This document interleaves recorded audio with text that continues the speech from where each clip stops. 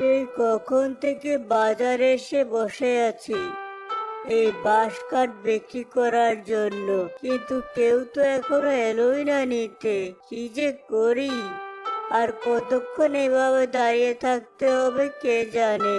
বাঁশ কাঠ নিয়ে যান, বাঁশ কাঠ, খুব কম দামে নিয়ে যান বাঁশ কাঠ। ভাই, বাঁশ কাঠ কত টাকা করে?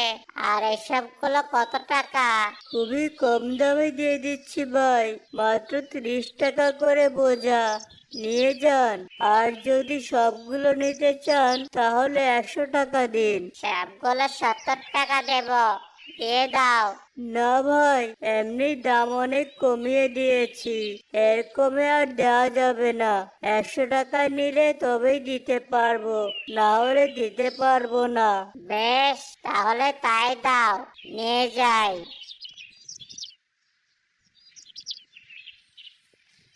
যাক, এই বারগুলো বিক্রি করা হয়ে গেল। এবার কিছু বাজার করে নিয়ে বাড়ি ফিরে যাই। রহিম ভাই, শোনো একটু এদিকে। আজ কদিন হলো তোমাকে খুঁজছি আমি, কিন্তু সময় মতো তোমাকে পাই না। আসলে আজকাল অল্প অল্প করে বাঁশ কাঠ নিয়ে আসি, সেগুলো তাড়াতাড়ি বিক্রি করে চলে যায়। তা বলো, কি বলবে? আর বলো না, সামনের সপ্তাহে আমার মেয়ের বিয়ে, তাই কিছু বাঁশ কাঠ লাগবে। যে করে হোক 2 দিনের মধ্যে বিয়ের জন্য যত বাঁশ কাঠ লাগবে সব তুমি দিতে পারবে তো?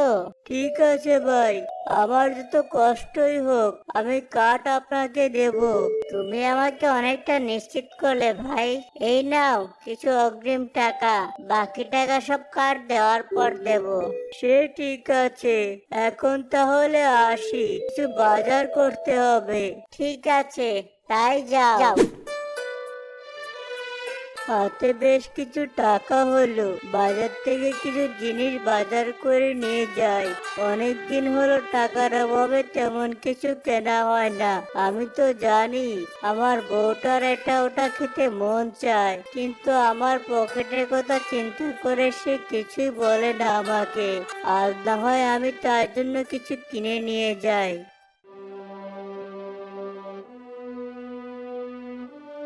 সেই কোন সকালে গেছে, দুপুর গড়িয়ে গেল, এখনো বাড়ি আসার নাম নেই। আজ এত দেরি করছে কেন বুঝতে পারছি না। অনেক দিন হলোই তো এত দেরি করে না, তবে আজ কেন এত দেরি করছে? রান্না করে খাবার নিয়ে কখন থেকে বসে আছি, তার কোনো খবরই যে নেই।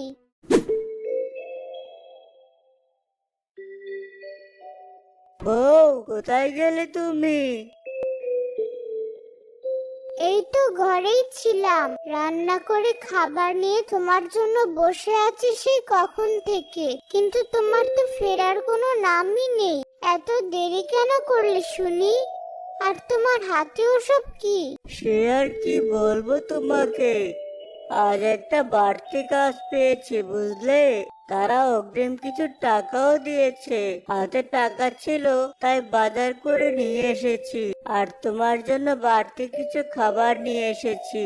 তোমার যখন খেতে মন চাইবে তখন তুমি বসে বসে খাবে, কেমন? এখন খেতে দাও, খুব খিদে পেয়েছে। এই নাও খাবার। শোনো বউ, তোমাকে একটা কথা বলে রাখি, কাল সকাল সকাল কিন্তু আমাকে ডেকে দেবে। কেন? তুমি ভুলে গেলে নাকি? বললাম না একটা কাজের বায়না পেয়েছি, সেই কাজটা শেষ করতে হবে না? 2 দিনের মধ্যে ওদের সব কাঠ কেটে দিতে হবে। 2 দিন পর ওদের বাড়িতে বিয়ে, তাই কাল সকাল সকাল জঙ্গলে যাব কাঠ কাটতে। তুমি কিন্তু মনে করে আমাকে ডেকে দিও, না হলে আবার সারতে পারবো না, সময়ও তো আর নেই। ঠিক আছে, ডেকে দেব, কোনো চিন্তা করো না। এবার খেয়ে শুয়ে পড়ো।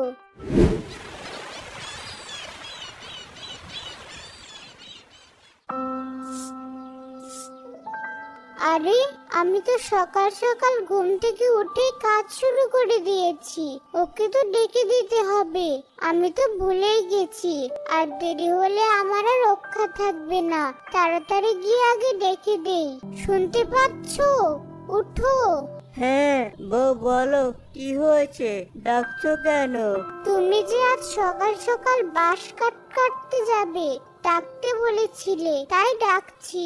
ও তাই তো, দাও দাও খেতে দাও, আমি হাত মুখ ধুয়ে আসছি, এসে খেয়েই চলে যাব কাজে। আমি তাহলে এবার কাজে যাচ্ছি, তুমি সাবধানে থেকো। আমার কিন্তু আসতে আজ একটু দেরি হবে, তুমি কিন্তু কোনো চিন্তা করো না।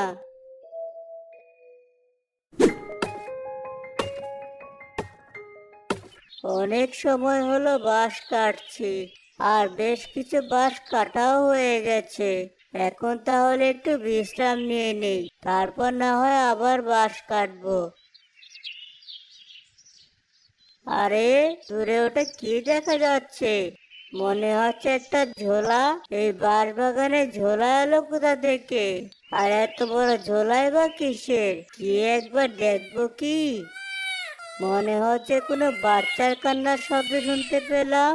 এই বাঁশ বাগানে আবার বাচ্চাই বাসবে কোথা থেকে? মনে হচ্ছে ওই ঝোলা থেকে শব্দটা আসছে, কাছে গিয়ে দেখি তো একবার। আরে এই ঝোলার ভিতরে তো বাচ্চা, ফুটফুটে তিনটে বাচ্চা, কিন্তু এখানে এই ঝোলায় বা এলো কি করে? আর এই বাচ্চাগুলো বা এলো কি করে? কোনো কিছুই তো আমি বুঝতে পারছি না। এই বাচ্চাগুলো আমি কি করব? এখানে আমি ওদের ফেলে রেখেও তো যেতে পারবো না। না, ওদের বাড়ি নিয়ে যাই। বউ, দেখো কি নিয়ে এসেছি আমি। কালই কত কিছু নিয়ে আসলে, আজ আবার কি নিয়ে এসেছো? তোমার কি খেয়ে দিয়ে কোনো কাজ নেই? প্রতিদিন তুমি এটা সেটা নিয়ে আসা শুরু করেছো। আরে বউ, না দেখে আগে তো রাগ করো না, আগে তো দেখো, তারপর না হয় রাগ করো। এ কি, তিনটে বাচ্চা? তুমি কাদের বাচ্চা নিয়ে এসেছো? ওদের বাবা মা কোথায়? আজ থেকে আমরাই ওদের বাবা মা, বুঝলে? কি বলছো তুমি? আমরা ওদের বাবা মা মানে? হ্যাঁ, ওদের আমি বাঁশ বাগানে কুড়িয়ে পেয়েছি। ওদের বাবা মাকে তা আমি জানি না, এখন থেকে ওরা আমাদের কাছেই থাকবে, আমরাই ওদের বাবা মা। তুমি যখন চাইছো তবে তাই হবে। উপরওয়ালা মনে হয় ওদেরকে আমাদের জন্যই পাঠিয়েছে। এবার তাহলে ওদের নাম রাখবো আমি। তা বেশ তো, রাখো তবে। ওর নাম নয়ন, ওর নাম তারা, আর ওর নাম আলো। দাও এবার ওদেরকে আমার কাছে। তুমি কি হাত মুখ ধুয়ে এসো। রহিম আর তার বউ মিলে তাদের মেয়েদের আদর যত্ন করে বড় করতে থাকে। তারা বড় হওয়ার সাথে সাথে তাদের মধ্যে অদ্ভুত ক্ষমতা দেখা দেয়। নয়নের ক্ষমতা ছিল আলো ছড়ানোর, তারার ক্ষমতা ছিল পানি দেওয়ার, আর আলোর ক্ষমতা ছিল বাতাস আটকানোর। কিন্তু তাদের বাবা মা তাদের এই শক্তি কাউকে দেখাতে দিত না।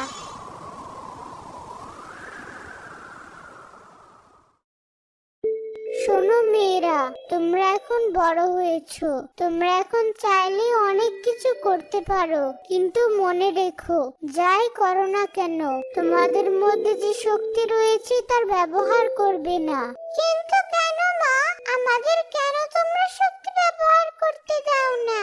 তা তোমাদের না জানলেও চলবে, এখন যা বলেছি তোমরা সেটাই মেনে চলবে, মনে যেন থাকে। এটা নিয়ে তোমরা আর কোনো প্রশ্ন করো না। ঠিক আছে, তোমাদের কথা আমাদের মনে থাকবে। আমাদের শক্তি আমরা ব্যবহার করব না। অতিরিক্ত খরায় সব ফসল শুকিয়ে নষ্ট হয়ে গিয়েছিল, তখন তবু কোনোভাবে কাটিয়ে উঠেছিলাম।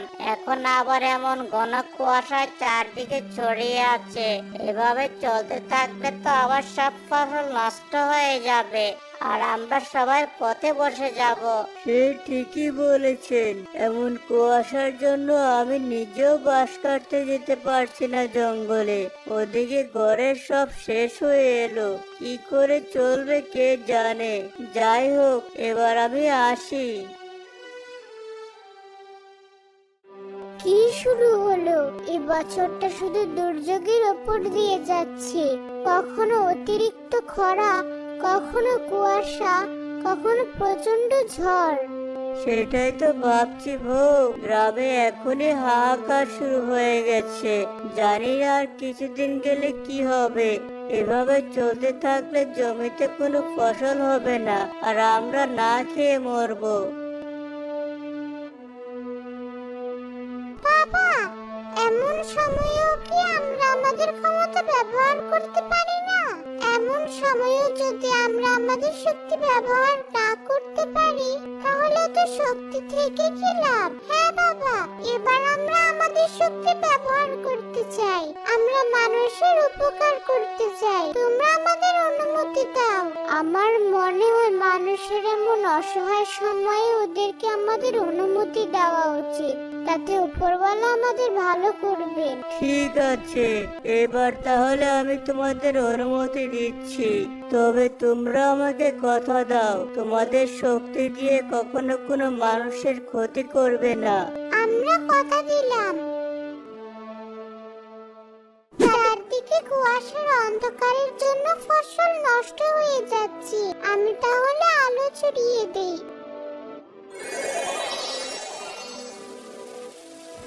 এখন টানা বৃষ্টি হচ্ছে।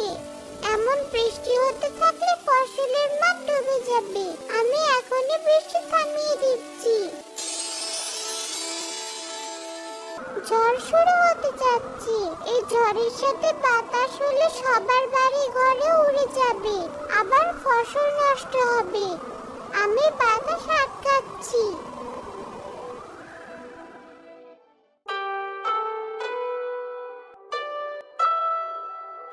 তোমরা আমাদের অনেক উপকার করলে মা। তোমাদের এই উপকারের কথা আমরা আজীবন ভুলবো না। এখন থেকে তোমরা আমাদের মাথার মনি হয়ে থাকবে। বলো মা, তোমরা আমাদের কাছে কি চাও? তোমরা যা চাইবে আমরা তোমাদের তাই দেওয়ার চেষ্টা করব। চাচা, আমাদের কিছু লাগবে না। আপনারা শুধু আমাদের জন্য দোয়া করবেন, যেন আমরা সব সময় এভাবে আপনাদের পাশে দাঁড়াতে পারি, আর আমাদের বাবার দেওয়া কথা আমরা রাখতে পারি। গ্রামের সবাই তাদের 3 বোনকে খুব ভালোবাসতে শুরু করে।